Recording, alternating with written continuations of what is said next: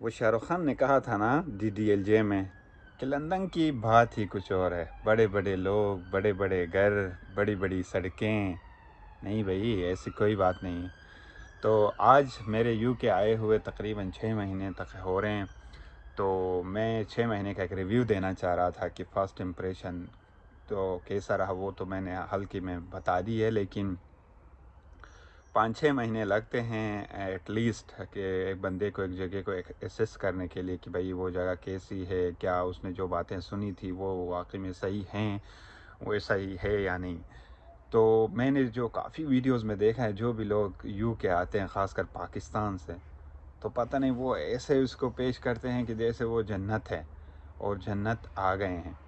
कोई नहीं बताता, मतलब एक लंदन ब्रिज पे तस्वीर बनाएंगे या वो टावर के सामने या ट्रफेलगर स्क्वायर के सामने तस्वीर बना के यूं एक तस्वीर बना कहेंगे ओ आई एम इन यूके और I am in London. No bro, it's not that much easy. और इतनी आसान लाइफ नहीं है यहाँ पे, और इतनी ज़्यादा आसाइशें नहीं हैं, और इस अगर हैं भी तो उसको अचीव करने के लिए क्या क्या करना पड़ता है। तो आप इस वीडियो के एंड तक देखिएगा, तो इसमें आपको काफ़ी चीज़ें क्लियर हो जाएंगी, एक हकीकत क्या है और कितना स्ट्रगल करना पड़ता है, क्या क्या मुश्किलात हैं, क्या अच्छाइयाँ हैं, क्या बुराइयाँ हैं यहाँ पे। तो नॉर्मली हमारे गोरे यहाँ से हमारे मुल्क में आते हैं तो वो कभी कभी वो किसी कचरे की तस्वीर, कभी मतलब स्लम एरियाज़ की तस्वीरें लगा के कहते हैं कि oh we are in Pakistan. लेकिन जब पाकिस्तानी यहाँ आते हैं तो वो लंदन ब्रिज के सामने यूँ तस्वीर बना के कहते हैं we are in London UK. पीछे रिश्तेदारों को जलाना, ये वो दोस्तों को जलाना, ये वो फलां फलां फलां, ये नहीं है। तो अब मैं शुरू करूँगा। अब इस वीडियो से कुछ लोग ऐसे भी फिर कहेंगे कि यार ये बड़ा आया ऐसी बातें कर रहा है, वो नाशुक्रा है, ये है वो है। ये नहीं है। या ये कहेंगे कि हाँ यार ये इतना बुरा है कि वहाँ जा ही नहीं सकते, पाकिस्तान से फिर भी अच्छा है जितना जो भी है। तो अभी हम शुरू से इसके अच्छाइयाँ और बुराइयाँ डिस्कस करते हैं। सबसे पहले यहाँ आने के लिए वीज़ा लगता है। तो सबसे बड़ा जो मसला है वो वीज़ा फ़ीस। शायद दुनिया में सबसे महंगा तरीन वीज़ा यूके का है, और अभी तो पिछले महीने और भी इन्होंने इसकी फ़ी बढ़ा दी है। वीज़ा फ़ी अलग होती है 700 पाउंड, तकरीबन 3.5 लाख सिर्फ वीज़ा फ़ी है पाकिस्तानी। उसके बाद आपको 2-2.5 लाख पर ईयर के हिसाब से हेल्थ चार्जेस देने होते हैं वीज़ा के टाइम पे। तो एक बंदे को आने के लिए ही कम से कम 10 लाख तक तो उसको सिर्फ वो वीज़ा प्रोसेस करने में लग जाते हैं। तो ये बहुत ही मतलब एक्सपेंसिव वीज़ा है जो कि बंदे लेते हैं। उसके बाद जब यहाँ बंदा पहुँचता है तो यहाँ आने के लिए पहले घर ढूंढना पड़ता है। हाँ, अब घर कैसे ढूंढे? ऑनलाइन ढूंढना है। ऑनलाइन ढूंढे, इतनी ख्वारी है यहाँ पे, घर ही नहीं मिलते। और भाई ये वो घर कोई आ जाता है, उसकी विविन होती है, ऑनलाइन विविन बुक करनी होती है कि घर जाके देखें, उससे पहले वो घर बिक जाता है, घर ही नहीं मिलते। तो अक्सर लोग यहाँ क्या करते हैं, चलो हम एयरबीएनबी करके जाते हैं, फिर वहाँ ढूंढेंगे। यहाँ आते हैं महीनों महीनों एयरबीएनबी में, एयरबीएनबी भी 100 पाउंड मिनिमम। तो भाई वो 50 पाउंड 100 पाउंड डेली के पैसे देते देते महीना गुजर जाता है, घर नहीं मिलता, और उनको 2-3 महीनों में इतना खर्चा हो जाता है कि वो सोच भी नहीं सकते। इसीलिए जो भी नया आएगा उनके लिए यही एडवाइस है कि अपना घर पहले फाइनल करके आ जाइएगा। और ये सर्च करना बहुत मुश्किल है यहाँ पे। दूसरे ममालिक में, मसलन मैं कोरिया की बात करूँ तो वहाँ कोई दोस्त होता था, वो हेल्प कर देता था, किसी एजेंसी के पास जाके पूछता, वो कहता हाँ ये घर है, ये इजी। यहाँ एजेंसीज़ का चक्कर इतना मुश्किल है, और उनको इतने डॉक्यूमेंट्स चाहिए, कोई भी एक चीज़ फलां का रेफरेंस, ये रेफरेंस, वो रेफरेंस, बहुत मुश्किल है घर ढूंढना यहाँ पे। उसके बाद घर अगर मिल भी जाए तो घर इतने छोटे हैं कि पता नहीं, शायद बाबा आदम के ज़माने के बनाए हुए पुराने घर हैं। और अभी मैं अगर अपनी बात करूं, मैं अकेला आया था तो मैंने फ़िलहाल शेयर्ड हाउस इजीली मिल जाता है, जिसमें एक रूम मिलता है आपको। और एक रूम, मेरा रूम इतना छोटा है कि भाई मेरे बेड पे मैं सो नहीं सकता। मैंने एजेंसी वालों को बताया कि भाई ये बेड तो बड़ा करो, भाई मैं इतना लंबा हूँ, मेरे पूरी टांगे इसमें नहीं आती, मुझे टेढ़ा होकर सोना पड़ा। कहते भाई यही रूम, और रूम का साइज़ इतना है कि जितना बेड। और उसकी मतलब रेंट कितनी है, 3 lakh per month Pakistani, 3 lakh per month. और उस रूम में सिर्फ बेड है, अलमारी भी नहीं। अलमारी के लिए जगह ही नहीं है, बस सिर्फ बेड है। तो ये मसले हैं। और घर बहुत छोटे हैं, बहुत, और डब्बे, और इनका पता नहीं क्या सीन है, पूरे घर में 3 रूम हो, 4 रूम हो, एक वॉशरूम। यूके की ये कानून है कि भाई घर चाहे जितना बड़ा हो, एक वॉशरूम होगा शेयर्ड। पाकिस्तान में तो हर कमरे के साथ अलग वॉशरूम, ये वॉशरूम, ड्रेसिंग रूम, फलां रूम नहीं। इधर भाई वॉशरूम एक है, चाहे घर जितना भी बड़ा हो। आजकल को जो नए घर बना रहे हैं उसमें एक्स्ट्रा छोटे से टॉयलेट बना के दे रहे हैं, बाकी जो पुराने घर जितने हैं उन सब में एक वॉशरूम। तो ये बहुत ही अजीब सा है सिस्टम इधर। अच्छा, उसके बाद आते हैं जनाब, घर का भी हो गया, ये भी होगा सैलरी पे। यहाँ जॉब, चलो जॉब ढूंढी, सैलरी, सैलरी आपके हाथ में, इधर से आके यूं उठा के वापस लेके जाते हैं। तो कहने का तो यहाँ लाखों की सैलरी है, लेकिन टैक्सेस, स्टूडेंट्स फिर भी सरवाइव करते हैं, कोई इस तरह ये वो जुगाड़ करके, उनको काउंसिल टैक्स नहीं होता उन पे, मतलब स्टूडेंट डिस्काउंट्स होते हैं। लेकिन जो जॉब के लिए आते हैं, ये काउंसिल टैक्स क्या है भाई? भाई हम यहाँ रहते हैं यानी इस मोहल्ले में, उसका भी टैक्स देना। भाई गवर्नमेंट को जो टैक्स दे रहे हैं वो अलग है, काउंसिल का अलग है। तो ये चीज़ें हैं इधर, मतलब इतने टैक्स हैं, सांस लेने का टैक्स अलग, बिजली, पानी, गैस, ये वो टैक्सेस कट कट के आखिर में बंदे के पास कुछ नहीं रहता। तो वो बहुत टफ है, 20% तो सैलरी से ही कट जाता है।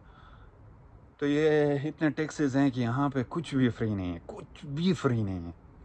तो कोई मतलब नो, कुछ भी नहीं है। अच्छा, उसके बाद आते हैं जर्नल लाइफ पे। जर्नल लाइफ यहाँ पे बहुत स्लो है, बहुत स्लो है।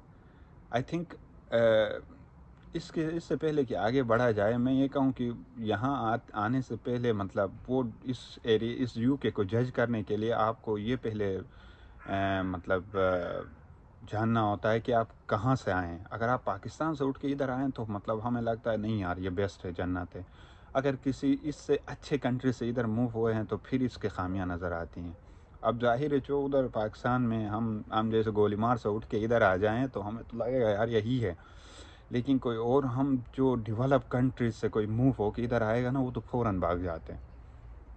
तो वो चीज़ लाजमी है। आप पाकिस्तानी जो यहाँ आए हैं किसी और कंट्री में गए बग़ैर, यूँ कि चाइना हो गया, कोरिया हो गया, जापान हो गया, जो एशियन कंट्रीज़ है, वहाँ पे बहुत ज़्यादा आसाइशें हैं, बहुत चीज़ें हैं, तो उनको पसंद नहीं आती है। अब जो पाकिस्तान से डायरेक्ट आके कहेंगे यार तुम तो इधर नाशुक्र हो, यूके को बुरा भला कहते हो, तो चले जाओ, ये ऐसी बात नहीं, इसकी अच्छाइयाँ भी मैं बताऊँगा एंड में।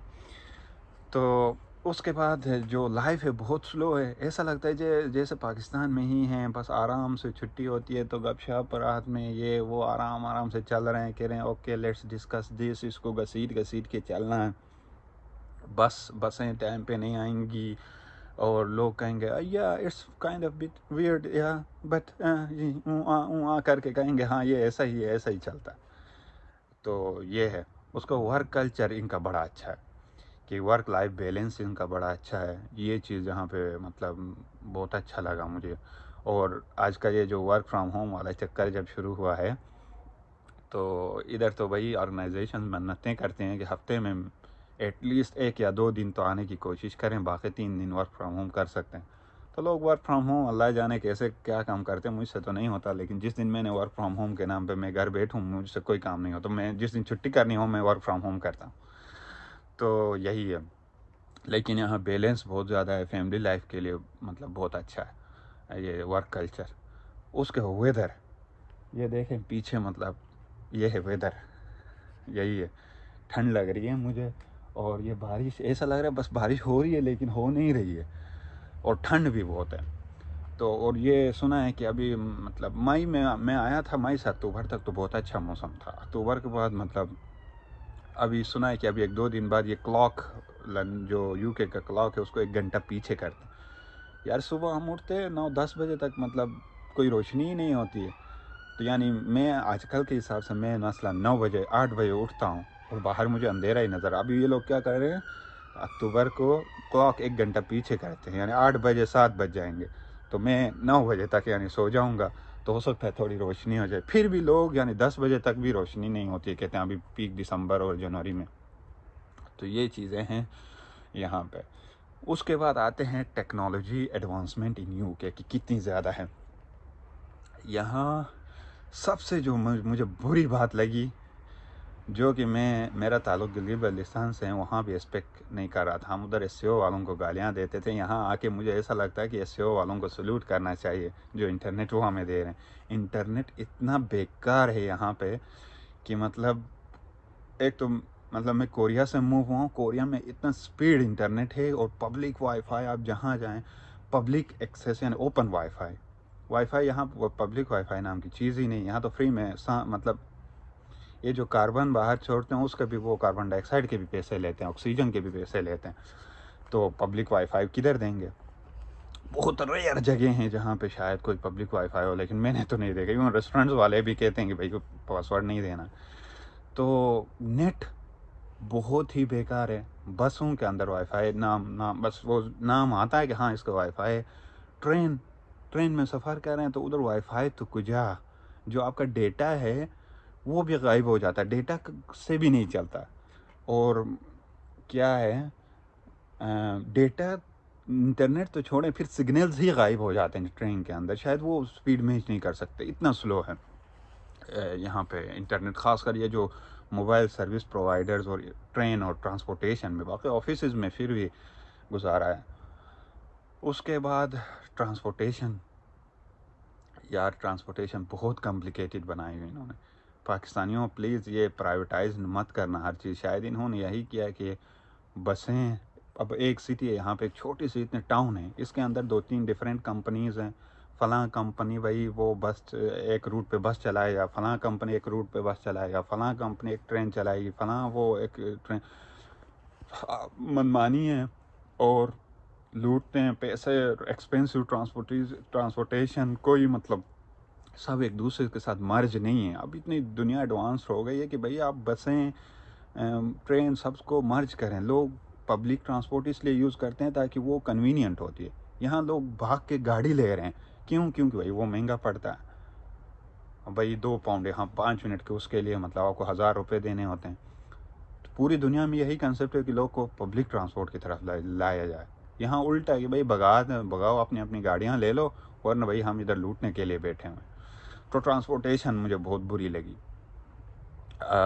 और इवन की टिकट, बस बैठने के लिए अलग टिकट, फ़लाँ बस में बैठने के लिए फ़लाँ ऐप डाउनलोड करो और उधर से टिकट ले लो। दूसरे वो फ़लाँ ट्रेन के लिए फ़लाँ वो या थर्ड पार्टी ऐप इंस्टॉल करो, हर बसों के अलग ऐप्स, हर ट्रेन, दिमाग ख़राब हो जाता है। अभी ऐसा कोरिया में ऐसा था भाई, जो भी करना है एक जगह से, बस हो, टैक्सी हो, ट्रेन हो, ये हो, एक कार्ड लगाओ, हर जगह इंटीग्रेटेड है। इधर पे किया है तो ट्रेन में नहीं करना, इतना सस्ते में था। खैर यानी ये चीज़ फजूल है यहाँ पे। अच्छा, उसके बाद रोडों की हालत, ओ भाई अल्लाह माफ़ करे। बड़ी बड़ी सड़कें, खाक सड़कें, इतनी छोटी सड़कें हैं कि बस बड़ी मुश्किल। वो बस उस दिन चल रही थी, बस का एक टायर इस दीवार पे और एक टायर इस दीवार पे। कभी कभी वो फुटपाथ पे, वो मतलब फुटपाथ टच हो जाता है टायर से, मतलब इतने छोटे रोड है बस के। और बस एक आना एक जाना, कभी बड़ी कोई सड़क ही नहीं। सड़कें थोड़ी बड़ी बड़ी बनाओ, हाँ हमें अंदाज़ा है आप इन्वायरमेंट बचा रहे हैं, वो इतनी ज़मीनें पड़ी हुई हैं, थोड़ा उसको बड़ा कर लो, इजी कर लो।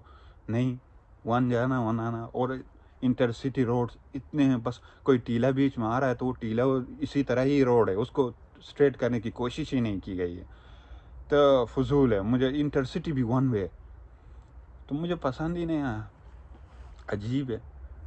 अच्छा, उसके बाद गाड़ियाँ गाड़ियाँ यार ऑटोमेटिक का दौर है ना, तो पाकिस्तान में भी ऑटो गाड़ियाँ आ रही हैं अभी सारी। मतलब ऐसा 80% यहाँ पे मैनुअल गाड़ियाँ चल रही हैं। यूँ अजीब तरह देखते हैं। अगर किसी के पास ऑटो गाड़ी है तो अक्सर गाड़ियाँ यहाँ यूके पे मैनुअल है। तो ऑटो वाला सीन ही नहीं, बहुत हैं लेकिन कम है। और इन चीज़ों को देख के मैंने इसको रेट किया लाइफ स्टैंडर्ड इसको, मतलब जो यूएस के बाद यूके कहते हैं, ज़ुबान पे आती है, तो लाइफ स्टैंडर्ड इसकी हाई होनी चाहिए। ये मीडियम है, तो इसको मीडियम मैं कहूँगा, इसको हाई स्टैंडर्ड नहीं है लाइफ की। तो जर्नली भी लोग भी मतलब इतने ज़्यादा पोलाइट नहीं हैं, क्योंकि इतनी मतलब डाइवर्सिटी है, हर जगह से हर बैकग्राउंड के लोग आए हुए हैं, तो उनकी अपनी अपनी नफ्सियात हैं। इवन गोरे यहाँ के हैं जो मतलब इधर मैंने भिखारी भी देखे हैं और होमलेस भी हैं, और वो वो भी होते हैं, वो जो क्या कहते हैं यार, चोरी चकारी। वो परसों पिछले महीने इधर हमारे मोहल्ले की वो मस्जिद को लूट लिया है उन्होंने। मस्जिद के अंदर रात में घुस के मतलब सब कुछ लूट लिया, और जो कैमरे जहाँ लगे थे वो उस एरिया के अंदर भी घुस के वो हार्ड डिस्क भी लेके गए हैं।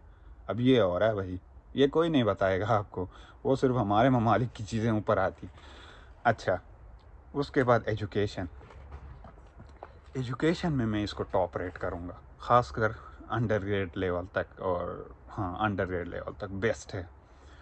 तो वो यहाँ पे एजुकेशन शायद जो मैं कहूँ ना, इनको सिखाने में ये बड़े माहिर हैं। तो मैं हाईली रिकमेंड करूँगा अंडर ग्रेड तक यूके एजुकेशन सिस्टम, क्योंकि मैंने यहाँ देखा टीचर्स कितना एफर्ट करते हैं, उनकी क्या ज़िम्मेदारी होती है स्टूडेंट की तरफ, और वो एक एक स्टूडेंट के पीछे पढ़ के, और इनका करिकुलम और सिखाने का तरीक़ा और ये वो बेहतरीन है। ये सिर्फ मैं अंडर ग्रेड के लिए बात कर रहा हूँ, और उससे नीचे जो ऑफ कोर्स ऑक्सफोर्ड कैम्ब्रिज वाला सिस्टम तो है।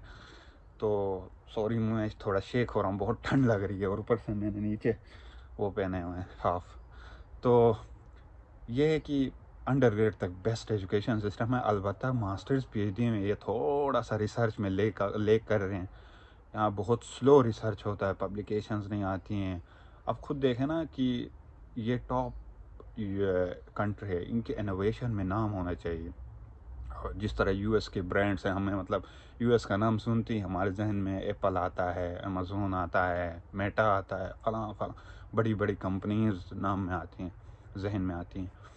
तो इसी तरह मसला मैं कोरिया की बात, कोरिया का सुन के सैमसंग जहन में आता है, एलजी जहन में आता है, होंडाई जहन में आता है, ठीक है। इसी तरह जापान का सुन के भाई होंडा जहन में आता है, सोनी जहन में आता है। यूके का सुन के कौन सी कंपनी जहन में आता है? मेरे जहन में तो मुझे इधर होके भी मुझे नहीं पता कि कोई इसका ब्रांड हो जो पूरी दुनिया में। तो इनोवेशन में शायद ये थोड़े से पीछे हैं, वो मास्टर्स और पीएचडी लेवल पे रिसर्च शायद कम है, वो रीज़न हो सकती है। शायद मुझे कुछ पता भी ना हो सकता है आप लोगों को पता हो तो आप कमेंट कर सकते हैं।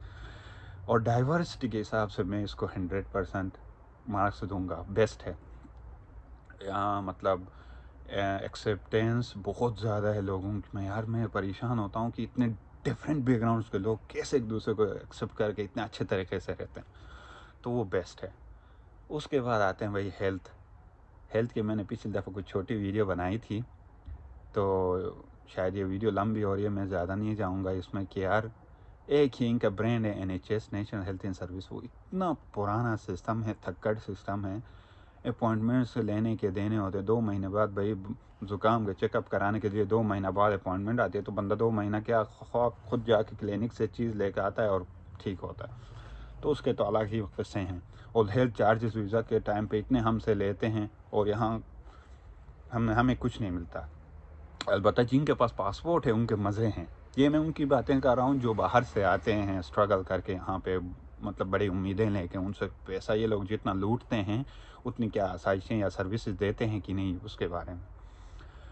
हाँ, अब अच्छाइयों की अगर बात करें तो यहाँ पे मतलब लॉन्ग टर्म जो बेनिफिट्स हैं उसी के लिए कुर्बानियाँ लोग देते हैं। पाकिस्तानी जो कम्युनिटी चलें, ठीक है, ये सब चीज़ें बर्दाश्त करते हैं। एक तो हमारे पाकिस्तान में है ही बैकग्राउंड कुछ भी नहीं है, तो उससे तो ज़ाहिर है अच्छा ही है, उससे तो बुरा कभी नहीं कहेंगे। और मतलब ये लॉन्ग टर्म पासपोर्ट एक दफ़ा आपको मिल जाता है तो आपके लिए पूरी दुनिया। मेन चीज़ हमारा मसला ही ये है कि जहाँ हम कहीं वीज़ा लगाने जाएं, भाई यूँ कि हम रिसर्च के बंदे हैं, किसी कॉन्फ्रेंस में जाने के लिए हमारा वीज़ा नहीं लगता।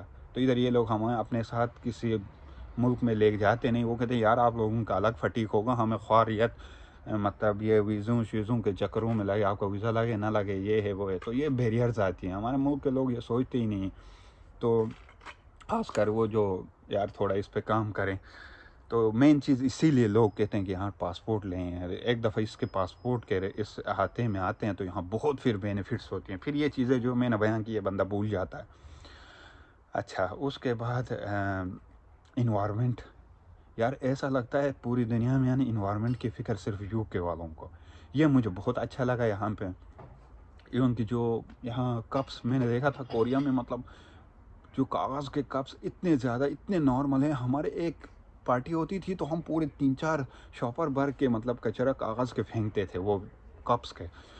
लेकिन यहाँ पे ऑफिस में जाएँ हर जगह गिलास यूज़ होगा, हर जगह मतलब इन्वायरमेंट पे इतना इन्होंने कहीं प्रिंटिंग अलाउ ही नहीं करते, मतलब पेपरलेस और ये वो, ये जो घर भी बड़ा नहीं कर रहे हैं इन्वायरमेंट, रोड बड़ा नहीं कर इन्वायरमेंट, ये वो इन्वायरमेंट पे बहुत फोकस है। तो लेकिन एक ये भी है कि यार ये थोड़ा घर 2 इंच बड़ा करें, अभी जो है इनके लिए सहूलत करें, ठीक है बाहर आगे देखा जाएगा, नहीं लेकिन इन्वायरमेंट पे इनका कोई वो नहीं, कंप्रोमाइज़ नहीं। तो मैं अपने इस तवज्जुह से मैं अपने उधर के लोगों को भी कहूँगा, ख़ासकर हुंज़ा जो टूरिस्ट का इलाका है, कि यार हमारा जो फोकस होता है, कोई छोटी सी ज़मीन खाली देगी तो हम सोचते हैं यार बस इधर कुछ बनाना है, वो उधर ज़मीन पड़ी है उसमें कुछ बनाना है, इधर ज़मीन पड़ी है इधर कुछ बनाना है। नहीं, ये लोग की तो इतनी ज़मीनें हैं यहाँ पे कि ये लोग कुछ नहीं बनाने देते। बड़ी मुश्किलों से लंबे प्रोसेस से एक ज़मीन पे कुछ बनाने की इजाज़त होती है। अब मसलन अगर हम कराची की बात करें तो अब कराची में देखें ना कि जब कायद-ए-आज़म की वफ़ात हुई थी तो वो उनको दूर ले जाके मतलब उनको दफन किया गया था। जो मज़ार है अभी वो सिटी से आउट था, अब वो सिटी के सेंटर में है। तो अब ये जो मेरे पीछे वो सिटी सेंटर है, ये सामने वॉकिंग डिस्टेंस 5 मिनट के वॉकिंग डिस्टेंस पे, ये रोमन्स के ज़माने से, उसके बाद फलां के कैपिटल था, इंग्लैंड का भी कैपिटल था कहते हैं यॉर्क, उसके बाद अभी भी मतलब वो क्वीन किंग लोग भी इधर आते रहते थे।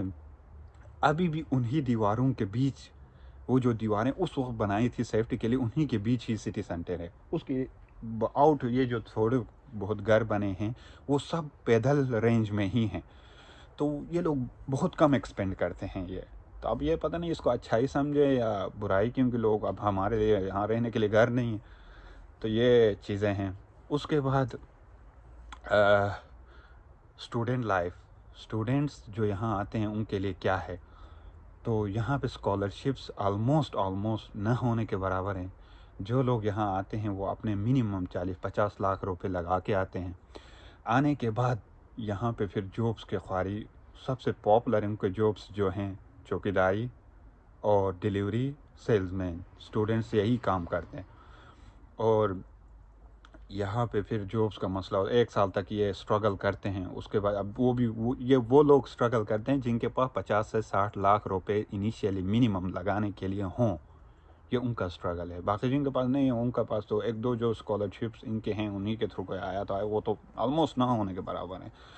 तो इसीलिए जो हमारा जो ऊपर का जो तबका है वो उनका अपने बच्चे इधर आते हैं, इधर से बस डिग्रियाँ लेके जाते हैं, और ये वो बाकी आम गरीब बंदा इधर, अब गरीब वो है यहाँ यूके के लिए जो 60 लाख रुपए लगा के आए, और इधर गरीबों वाले मतलब डिलीवरी और चौकीदारी वाला जॉब करे। पाकिस्तान में हम यही समझते हैं ना, तो यहाँ 60 लाख वाला मिनिमम लगाने वाला गरीब है, समझे, यानी स्टूडेंट्स की ये हालत होती है।